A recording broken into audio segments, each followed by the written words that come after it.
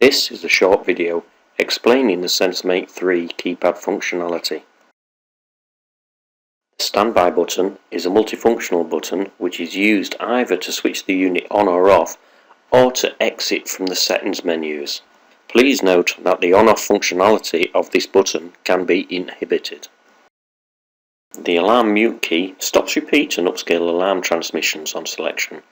It also mutes suitably configured pages when pressed. This button is also used to step through tests in the inbuilt test mode and to allow people to exit the property without raising a property exit alarm. The menu navigation keys, up, down, left arrows and the enter and return key are used to change parameters using the LCD prompts. Up and down arrows are used to navigate through the menu structure. Note that if the button is kept pressed, the required parameter changes auto repeats in steps of 5.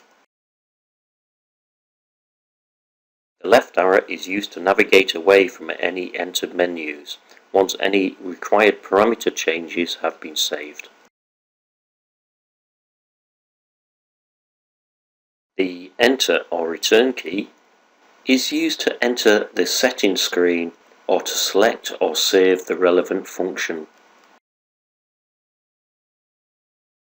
Thank you for watching this video.